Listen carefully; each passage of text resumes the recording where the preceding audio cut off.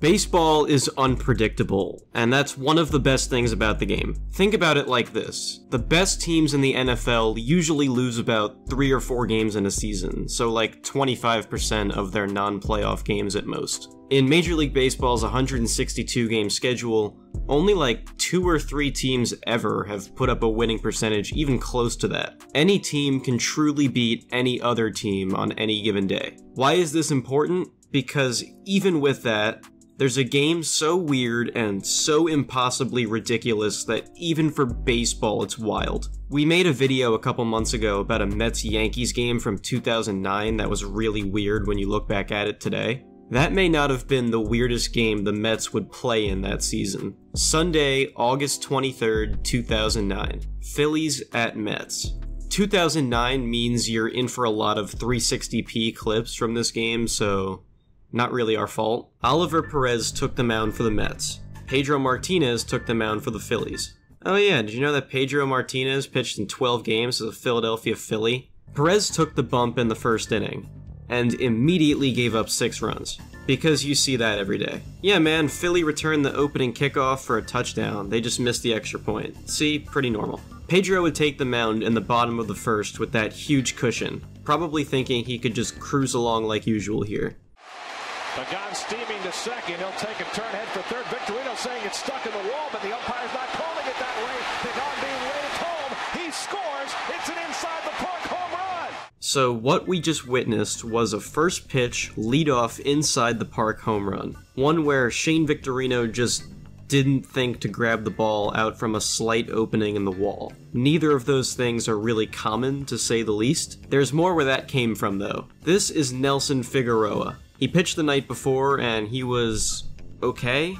He tossed 1 inning of relief where he gave up 2 hits and walked a batter, but somehow didn't give up a run. He also threw 21 pitches. When Figueroa pitched that night, it was the top of the 9th, so just to approximate what time he took the mound using this information, he was probably pitching around 10:15 or 10:30 at night. Here he is the next afternoon, about 13 hours later, and he's going to be asked to pitch 2 1/3 innings and throw 42 pitches. In baseball, it can be very unwise to use the same pitcher too long or too often, especially if they were or are shaky at any point.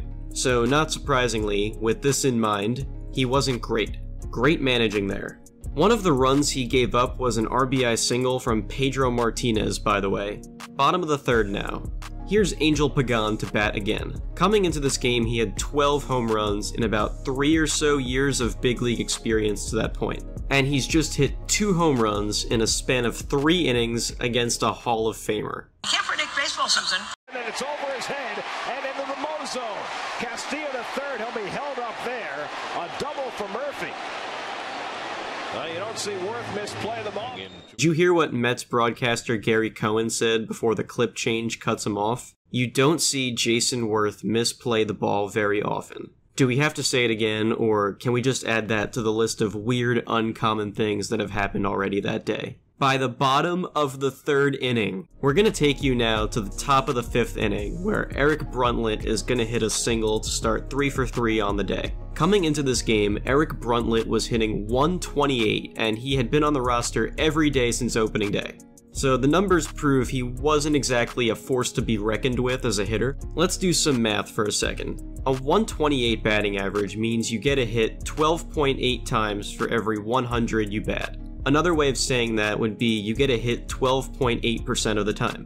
Using this admittedly imperfect logic, the odds of Eric Bruntlett getting a hit 3 times in a row would be 12.8% cubed, which ends up being less than 1/4% chance that he was going to do that going into the game. Moving on to the top of the 8th, it's now 9-5 Phillies. Here's a part of the game where Shane Victorino takes at least 3 tries to toss his bat back to the dugout or bat boy after a walk. In the bottom half of the inning, Gary Sheffield flew out for the Mets, joining Pedro in the guys on teams you probably didn't know they played for club in this game.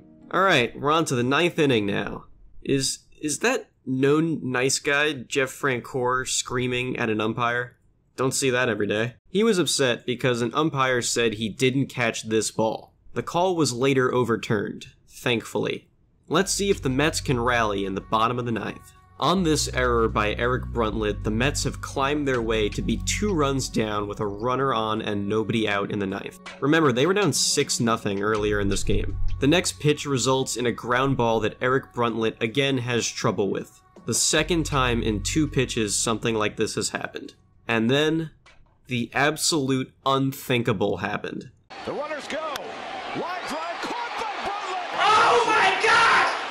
He makes the tag. It's a triple play, and the ball game is over. An unassisted triple play to end the ball game. I've mentioned before that I grew up a Mets fan. I was raised by probably the most loyal and knowledgeable Mets fan I've ever met. Naturally, he was paying attention to this game. We had family over visiting during this time, so we weren't watching, but the MLB At Bat app was pretty new, and he was monitoring the game on that. The app was basically brand new, so when it immediately showed that the game went from 0 outs to over in 1 swing, the most likely thing was obviously that the Mets hit a walk-off home run. It never would have crossed his mind until he saw it that they had hit into an unassisted triple play to end the game. To the same guy who had misplayed a ground ball on the 2 plays before that. Using the win probability charts this game's baseball reference page has, the Mets' chances of winning went from 32% to 0 in 1 swing in the blink of an eye. Here's a clip from John Boyce's video on Jeff Francoeur to show just how improbable this was. This was the 195,851st game in the history of Major League Baseball, and it was only the 2nd game to end with an unassisted triple play, putting his odds at nearly 100,000 to 1. There has not been an unassisted triple play since that one. I don't want to channel Chris Traeger, but that literally was the weirdest way the weirdest game could have ended. And that right there is why I will always love baseball.